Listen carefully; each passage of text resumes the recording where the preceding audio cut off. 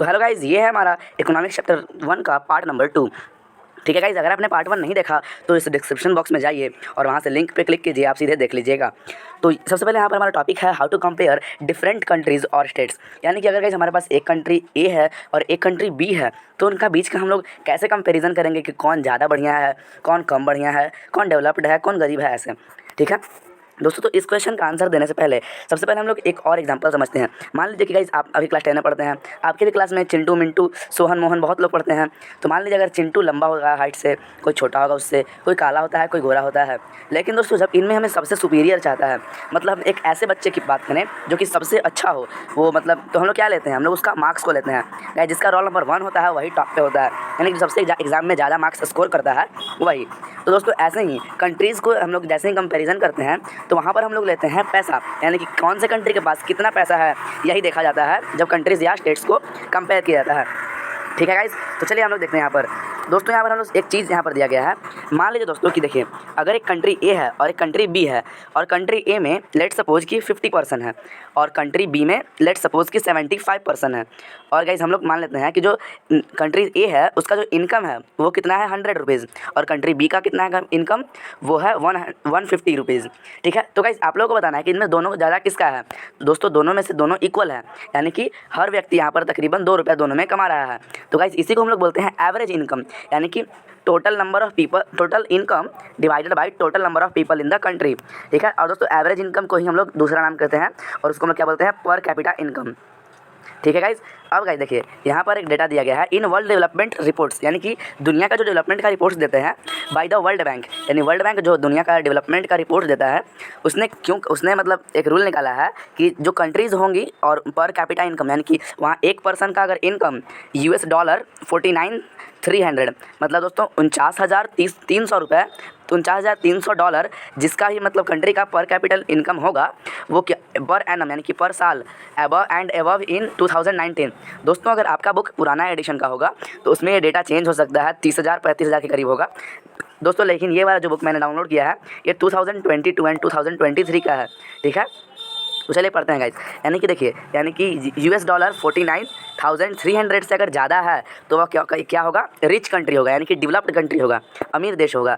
और उस वैसे कंट्री जिनका की इनकम $25,500, यानी कि जिनका भी $2,500 होगा, मतलब पर कैपिटा इनकम, वो होगा लो इनकम कंट्री, यानी कि पुअर नहीं कह सकते, मतलब लो इनकम। ठीक है दोस्तों, हम लोग जानते हैं कि हमारा देश भारत कहाँ पर आता है। तो गाइस 2019 में भारत का जो है ये लो मिडल इनकम में आता है, यानी कि बीच का, ना ज़्यादा गरीब है ना ज़्यादा अमीर है। ठीक है, और यहाँ पर इनकम कितना है $6700। ठीक है, तो दोस्तों यहाँ पर जो रिच कंट्रीज़ हैं excluding the countries of middle east and certain other small countries are generally called developed countries. ठीक है गाइज, यहाँ पर इस पेज को मैं फिर से मैं शॉर्ट में समझाता हूँ। गाइज इसमें लिखा गया है कि कंट्रीज़ को मतलब कंपेयर करने के लिए सिर्फ और सिर्फ वहाँ का इनकम देखा जाता है, और इनकम कैसे देखा जाता है, पर कैपिटा इनकम। अब ये पर कैपिटा इनकम क्या है, total income divided by total number of people in the country. ठीक है, और ये जो दोस्तों डेटा है मैं आपको प्रेफर करूँगा कि आप नई बुक से ही इसको लिख लीजिएगा। अगर आपका बुक ओल्ड एडिशन का है तो वहाँ पर काट के लिख लीजिएगा अच्छे से। ठीक है, अब दोस्तों यहाँ पर बात आती है एवरेज इनकम, मतलब कि गाइज यहाँ पर एक टेबल 1.2 दिया गया है, इसमें एक छोटा सा एग्जाम्पल लिया गया है। मान लीजिए आपको कंट्री ए में रहने का चांस दिया जाए और कंट्री बी में रहने का चांस दिया जाए, और यहाँ पर सिर्फ और सिर्फ सपोज किया गया है कि यहाँ पर सिर्फ और सिर्फ 5 पीपल रहते हैं दोनों कंट्रीज़ में। तो आप इनमें से किसका पाँचवा आप सिटीजन बनना चाहेंगे। तो कंट्री ए में आप लोग देखेंगे कि यहाँ पर $9,500 है। ठीक है, और पहला सिटीजन का वहीं कंट्री बी में कितना है 500। ठीक है दोस्तों, इसको एवरेज हमको कैलकुलेट करना पड़ेगा, तो अभी कैलकुलेशन हम लोग नहीं करेंगे। तो गाइज अगर हमें 5वां सिटीजन बनना है तो देखिए यहाँ पर दोस्तों आप लोग देख रहे होंगे कि यहाँ पर इनमें जितना भी है इनका 10,000 के करीब इनकम है। ठीक है, और लेकिन जो कंट्री बी में इस जो 5वां है इसकी कितना है 48,000 रुपये। तो गाइज देखिए यहाँ पर हमारे 2 कार्टून्स दिए गए हैं, country with no rich and no poor. Guys जो हमारा कंट्री ए है वो ऐसा ही है, यानी कि यहाँ पर कोई अमीर नहीं है कोई गरीब नहीं है, सब बराबर हैं।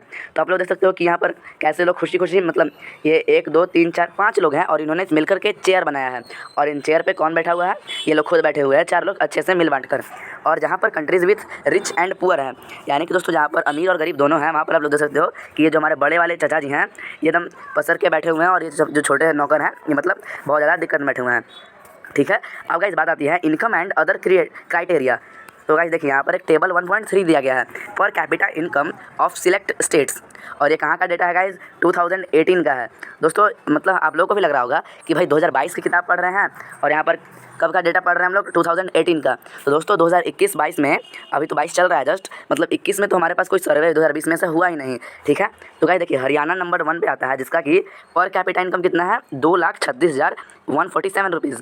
केरला का कितना है, 2,04,105 रुपये, और बिहार का कितना है, 40,982। मतलब गाइस आप लोग भी देख रहे होगे कि यहाँ पर बिहार सबसे सैड है, सबसे नीचे पोजीशन पे आता है, ठीक है। तो गाइस इस पर कैपिटा इनकम का क्या हुआ, मतलब यानी कि हरियाणा में अगर कोई पर्सन है वहाँ का रहने वाला, तो 2018-19 में उसने एक साल में तकरीबन 2,36,147 रुपये कमाए हैं, ऐसा ही है बस, ठीक है। अब दोस्तों आता है table 1.4 some comparative data on Haryana, Kerala and Bihar. तो ऊपर तो इनकम का दिया गया था, इसमें क्या है दोस्तों, यहाँ पर लिखा गया है इन्फेंट मॉर्टिलिटी रेट। दोस्तों मॉर्टिलिटी का मतलब होता है मरना।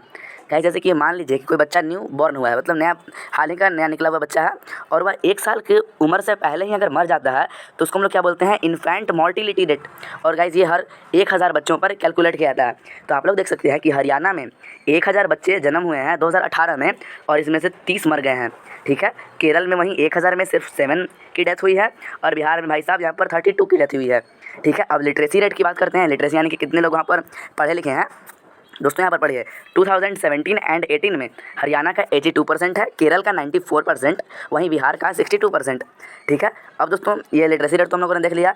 अब बात आती है नेट अटेंडेंस रेशियो। भाई ये क्या है, तो ये है 100% सेकेंडरी स्टेज, यानी कि 14 से 15 साल की उम्र के बच्चे हर 100 बच्चे पे, यानी कि वो कैसे स्कूल जा रहे हैं या फिर नहीं जा रहे हैं। तो दोस्तों यहाँ पर देखिए कितने बच्चे स्कूल जा रहे हैं, यहाँ पर देखिए हरियाणा में 100 में से 61 बच्चे जो कि 14 से 15 साल के हैं वो स्कूल जा रहे हैं। वहीं केरल में 83% बच्चे जा रहे हैं, यानी कि 83 बच्चे, और बिहार में 43। तो गाइज़ यहाँ पर आप लोगों ने देखा।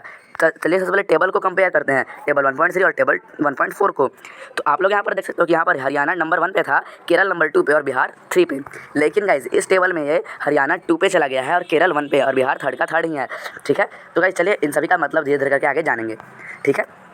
अब इस टेबल से हमें क्या पता चलता है, इस टेबल से हमें पता चलता है कि बहुत सारे बच्चे, दोस्तों आप लोग भी देख सकते हो ये कब का डेटा है, ये डेटा है। तो गाइस जैसे ही हम लोगों ने टेबल को कंपैरिजन किया तो हमें पता चला कि भाई मतलब बिहार का स्थिति बहुत ही ज़्यादा गड़बड़ है।